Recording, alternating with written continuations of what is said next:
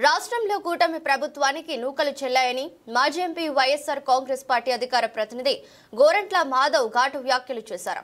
అనంతపురం నగరంలోని ధన నివాసంలో ఆయన మీడియాతో మాట్లాడుతూ రాష్ట్రంలో జరుగుతున్న పరిణామాలపై ఆయన తీవ్రంగా స్పందించారు. ఎక్కడ ఎవరు ప్రశ్నించినా వారిపై దాడులు, హత్యలు జరుగుతున్నాయని ఇందుకు ప్రత్యక్ష ఉదాహరణ రాప్తాడేనని అన్నారు. మాజీ ఎమ్మెల్యే ప్రకాష్ రెడ్డి హత్య రాజకీయాలను, గొడవల్ని ప్రోత్సహించకుండా పాలన సాగిస్తే ఇప్పుడు ఒక ఫ్యాక్షన్ రాజకీయాలకు తెరలేపారని మండిపడ్డారు. ఒక బీసీ నేతను అత్యంత దారుణంగా కొట్టి చంపారని ధ్వజమెత్తారు. ఇప్పుడు మీరు చేస్తున్న వాటికి ఖచ్చితంగా తగిన మూల్యం చెల్లించుకుంటారని హెచ్చరించారు. చట్ట వ్యతిరేకంగా పనిచేసిన పోలీసులు కూడా బాధ్యులు కావాల్సి ఉంటుందని ఆయన హెచ్చరించారు. చంద్రబాబు గెలిచేది లేదు, జగన్ ఓడేది లేదు, ఇక అధికారంలోకి వచ్చేది మేమే అంటూ గోరంట్ల మాధవ్ కామెంట్ చేశారు. 5 సంవత్సరాలు వైఎస్ జగన్మోహన్ రెడ్డి గారి పరిపాలనను గుర్తు చేసుకుంటే మనకు ఆనాటి రామరాజ్యం గుర్తుకొస్తుంది. అదే రామరాజ్యాన్ని ఈరోజు చంద్రబాబు నాయుడు గారి హయాంలో ఈ రాష్ట్రాన్ని రావణ కాష్టంగా మార్చడం జరిగింది. ఎన్నికల ముందు సంక్షేమం అని, అభివృద్ధి అని, సూపర్ 6 అని, నీకు 14 అని ప్రజలను, నీకు 15 అని ప్రజలను మభ్యపెట్టి అధికారంలోకి రావటం జరిగింది. అధికారంలోకి వచ్చిన తర్వాత ఈ రాష్ట్ర ప్రభుత్వం యొక్క పనితీరు మర్డర్లతో, మానభంగాలతో, దోపిడీతో, దౌర్జన్యంతో ఈ రాష్ట్రాన్ని ఏ రకమైన ఇబ్బందులకు గురి చేస్తున్నారో మనం చూస్తూనే ఉన్నాం. ఈ రాష్ట్రంలో ప్రజాస్వామ్యం లేదు, రాజ్యాంగం లేదు, ప్రశ్నించేవారు ఉండకూడదు, ప్రశ్నిస్తే వారిని ఉక్కుపాదంతో అణిచివేస్తూ ఉంది, తప్పుడు కేసులను కడతా ఉంది, అక్రమంగా అరెస్టులు చేస్తూ ఉంది, ప్రశ్నించిన వారిని దారుణంగా హత్యా ప్రయత్నం చేస్తుంది, అవసరమైతే హత్యలు చేస్తూ ఉంది ఈ రాష్ట్ర ప్రభుత్వం. ఇంతకంటే దుర్మార్గం, ఇంతకంటే దౌర్జన్యం, ఈ దౌర్జన్యం పరాకాష్ఠకు చేరింది అనడంలో ఎలాంటి సందేహం లేదు. ఈ రాష్ట్రంలో ప్రశ్నించిన వారిపైన, అదేవిధంగా ప్రజాస్వామ్యవాదులపైన, అదే రకంగా వైఎస్ఆర్ కాంగ్రెస్ పార్టీ కార్యకర్తలపైన, లీడర్లపైన దౌర్జన్యం, హత్యలు, హత్యా ప్రయత్నాలు, తప్పుడు కేసులు, అక్రమ అరెస్టులు చేస్తూ ఈ ప్రభుత్వం ముందుకు పోతూ ఉంది. ఈ ప్రభుత్వాన్ని ఇంకా ప్రజలు ఉపేక్షించరు. ఎందుకంటే ప్రతి నిత్యం కూడా ఈ రాష్ట్రంలో ఏదో ఒక మూలన మర్డర్ అన్న జరుగుతుంది, లేదా హత్యా ప్రయత్నం అన్న జరుగుతూ ఉంది, లేదా మానభంగాలన్నా జరుగుతూ ఉన్నాయి. ఈ రకంగా శాంతి భద్రతలకు విఘాతం కలిగిస్తూ ప్రజలను, ప్రజాస్వామికవాదులను ఉక్కుపాదంతో అణిచివేస్తూ ఈ ప్రభుత్వం ముందుకు పోతూ ఉంది.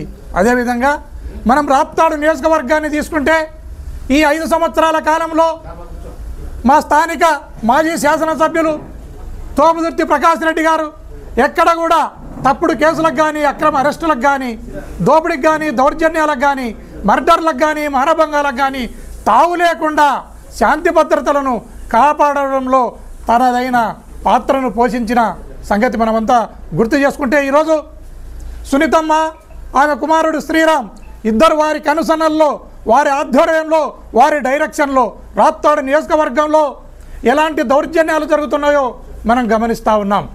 ఎలాంటి హత్యా ప్రయత్నాలు జరుగుతున్నాయో, ఎలాంటి హత్యలు జరుగుతున్నాయో మనం గమనిస్తూ ఉన్నాం. మొన్నటికి మొన్న దుర్మార్గంగా ఆత్మకూర్ మండలంలో సిద్ధరాంపురం అనే గ్రామంలో బాలన్న అనే వ్యక్తిని, తెలుగుదేశం పార్టీకి సంబంధించిన సునీతమ్మకు దగ్గరి బంధువులు బాలన్న అనే వ్యక్తిని చితకబాది వాడు సాగు తప్పి కన్నులొట్టబోయినట్లు తప్పించుకోవడం జరిగింది. మొన్న ఎంపీటీసీ ఎలక్షన్ల సందర్భంగా రామగిరికి పోయే ప్రయత్నం చేస్తే కుర్మ నాగిరెడ్డి అనే అడ్వకేట్ను అత్యంత దారుణంగా అతనిపైన దౌర్జన్యం చేయడం జరిగింది.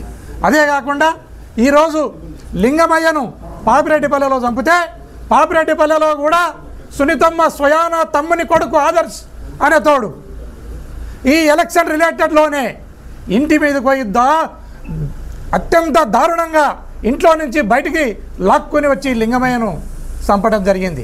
లింగమయ్య ఇద్దరు కొడుకులను కూడా చంపడానికి ప్రయత్నం చేస్తే ఆ ఇద్దరు పిల్లలు కూడా తప్పించుకొని పోవడం జరిగింది.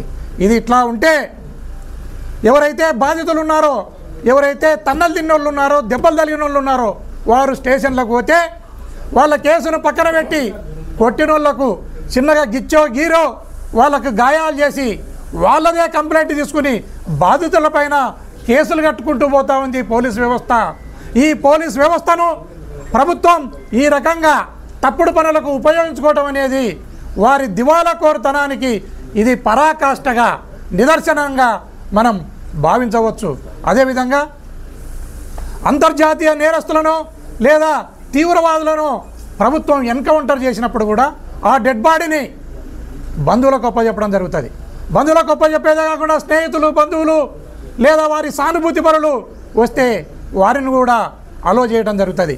ఈరోజు లింగమయ్య హత్య జరిగిన తర్వాత ఆయన బంధువులను కానీ స్నేహితులను కానీ మా వైఎస్ఆర్ కాంగ్రెస్ పార్టీ కార్యకర్తలను కానీ లీడర్లను కానీ ఎవరిని కూడా అక్కడికి పోకుండా వాళ్ళ రెడ్ బుక్ రాజ్యాంగంతో అడ్డుకుంటున్నారు. ఇది చాలా దయనీయమైన పరిస్థితులు మనకు కనపడతా ఉన్నాయి.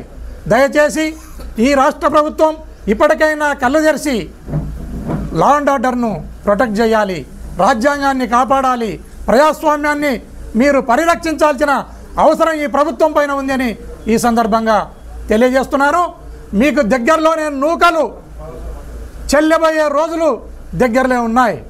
మీరు ఇలాంటి పరిస్థితులతో ముందుకెళ్తే ఈ రాష్ట్రంలో ఎప్పుడు ఎలక్షన్లు జరిగినా జగన్మోహన్ రెడ్డి గారు ఓడేది లేదు, నువ్వు గెలిచేది లేదయా, నువ్వు ఓడిన తర్వాత మేము అధికారంలోకి వచ్చిన తర్వాత ఇంతకు రెట్టింపు మీరు వడ్డీతో సహా మా వైఎస్ఆర్ కాంగ్రెస్ పార్టీ కూడా మీకు చెల్లించడానికి సిద్ధంగా ఉంది. దీన్ని కూటమి ప్రభుత్వం కానీ ఆ ప్రభుత్వంలో పనిచేస్తున్న ఎమ్మెల్యేలు కానీ ఎంపీలు కానీ కార్యకర్తలు కానీ లీడర్లు కానీ గుర్తుపెట్టుకోవాలని ఈ సందర్భంగా తెలియజేస్తున్నాను. ఏ సందర్భంగా ఎప్పుడు ఎక్కడ జరిగిందో నాకు వాస్తవంగా తెలియదు. దాన్ని ఒకసారి దాని పూర్వాపరాలను నువ్వు నాతో చెప్తేసినా దాన్ని ఖచ్చితంగా దాని మీద నేను రెస్పాండ్ అవుతా, ప్రాపర్గా రెస్పాండ్ అవుతా. వైఎస్ఆర్ కాంగ్రెస్ పార్టీ అధినేత వైఎస్ జగన్మోహన్ రెడ్డి గారు చాలా స్పష్టంగా ఇప్పుడు ఎవరైతే దౌర్జన్యాలు చేస్తున్నారో, దుర్మార్గం చేస్తున్నారో, మర్డర్లు చేస్తున్నారో వారి అందరిపైన మా ప్రభుత్వం వచ్చిన తర్వాత ఖచ్చితంగా చర్యకు ప్రతిచర్య ఉండబోతుంది. పోలీస్ ఆఫీసర్లందరూ కూడా గుర్తుపెట్టుకోవాలి. ఎవరైనా చట్ట విరుద్ధంగా పనిచేస్తుంటే వారంతా కూడా గుర్తుపెట్టుకోవాలి. వారు తప్పుడు కేసులు కట్టడం కానీ, అక్రమంగా అరెస్టులు చేయడం కానీ, మా కార్యకర్తలను లీడర్లను ఇబ్బంది పెట్టడం కానీ, అవమానం పెట్టడం కానీ జరిగితే వారి పేర్లను కూడా నోట్ చేసుకోవడం జరుగుతుంది. మా ప్రభుత్వం ఖచ్చితంగా జగన్మోహన్ రెడ్డి గారు ముఖ్యమంత్రి కాబోతున్నారు. నెక్స్ట్ ఎప్పుడు ఎలక్షన్లు జరిగినా అప్పుడు మీరు కూడా దానికి సంబంధించి మీరు కూడా దానికి ఆన్సర్ చేయాల్సి ఉంటుంది. మా ప్రభుత్వం కూడా తగిన చర్యలు తీసుకుంటుంది వచ్చిన తర్వాత ఈ సందర్భంగా తెలియజేస్తుంది.